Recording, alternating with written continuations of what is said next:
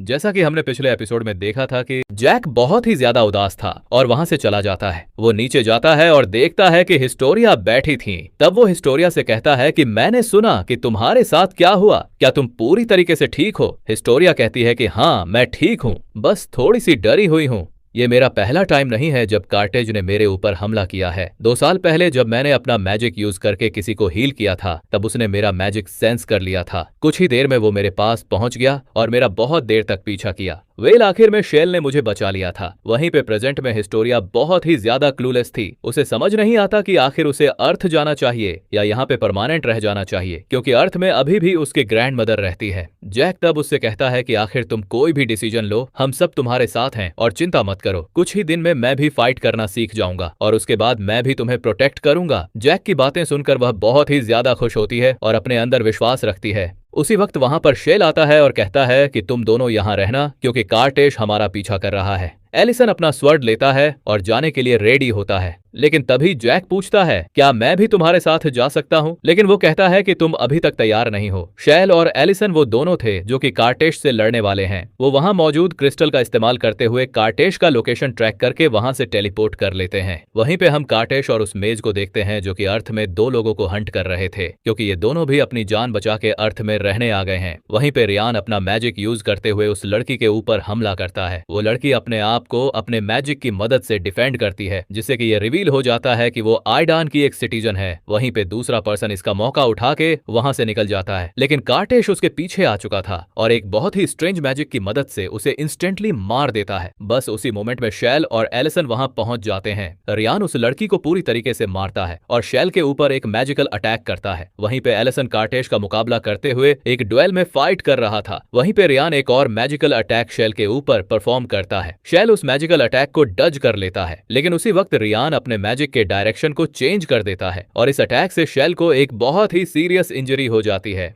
Allison shell की इस situation को देख के उसके पास जाता है और उससे कहता है कि हमें यहाँ से निकलना होगा, और बस आखिरी मोमेंट में शेल अपने टेलीपोर्टेशन को ऑन करता है और वहां से एस्केप कर लेता है। वहीं पे वापस कैंपस में जैक अपनी ट्रेनिंग कर रहा था और जब उसे बाहर से कुछ आवाजें आती है तो वह चेक करने जाता है। उसी वक्त वहां पे विक्टोरिया आती है और एलिसन उससे उसे हील करने कहता है। विक्टोरिया कहती है कि मैं ट्राई कर सकती हूँ, लेकिन उससे पहले हमें यहाँ से बाहर जाना होगा, क्योंकि बाहर ओपन एयर में उसकी पावर और ज्यादा स्ट्रांग हो जाती है। और फाइनली हिस्टोरिया बाहर जाके उसे हील करने में कामयाब होती है। शेल विक्टोरिया का शुक्रिया अदा करता है और कुछ देर के लिए रेस्ट करता है। इसके बाद ही हिस्टोरिया जैक के पास आती है और उसे सारा कुछ बताती है। जैक ये सुन के कहता है कि बहुत बढ़िया, तुम एक बहुत ही अच्छी मेज हो। लेकिन हिस्टोरिया कहती है कि मैं कोई मेज नहीं, मैं तो उसके बराबर भी नहीं आ सकती, लेकिन मैं एक दिन उसके तरह बनना चाहती हूँ जो कि इस दुनिया का सबसे बड़ा मेज है। वेल, वो उस मेज के बारे में थोड़ी इन्फॉर्मेशन देती है। इसका नाम लाय है और इसके पास एक वेपन था, लेकिन वो वेपन यहाँ से बहुत सालों पहले चोरी हो चुका है। तब हिस्टोरिया कहती है कि मैं शेल की हेल्प करना चाहती थी, लेकिन मैं इतनी वीक हूँ कि मैं आखिरी टाइम भी उसकी हेल्प नहीं कर पाई। तब जैक अपने आप से एक क्वेश्चन पूछता है कि आखिर हम कार्टेश से क्यों हार जाते हैं। ये सोचते हुए वह दौड़ते हुए उस क्रिस्टल के पास जाता है और उसे कहता है कि मुझे बताओ आखिर कार्टेश इस वक्त कहाँ पे है।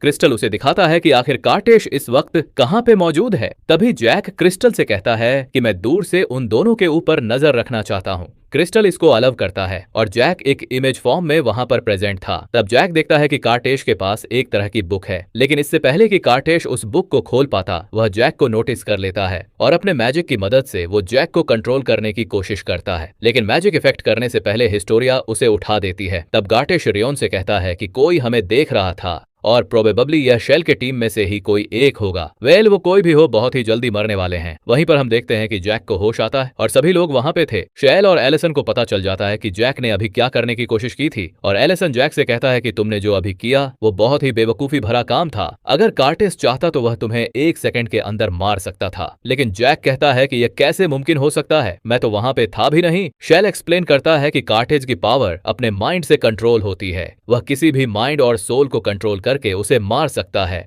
ये दोनों ही केसेस बहुत ही ज्यादा बुरे हैं, क्योंकि अगर तुम कंट्रोल हो जाते हो तो वह इस फॉरेस्ट में एंट्री ले सकता है और उसके इस फॉरेस्ट में आने से चीजें बहुत ज्यादा बिगड़ सकती हैं। जैक उनसे माफी मांगता है और कहता है कि आगे मैं ऐसा कुछ नहीं करूंगा। वह दोनों वहां से चले जाते हैं, लेकिन हिस्टोरिया समझना चाहती थी कि आखिर जैक ने वहां क्या देखा। गाइस, इस वीडियो का लाइक एम है सिर्फ 30 लाइक्स। अगर आपने यह टारगेट पूरा कर दिया तो मैं इसका नेक्स्ट पार्ट आज शाम को ही अपलोड कर दूंगा। तो बिना सोचे जल्दी से लाइक बटन को दबा दो और चैनल को सब्सक्राइब कर लो। तब तक के लिए बाय बाय।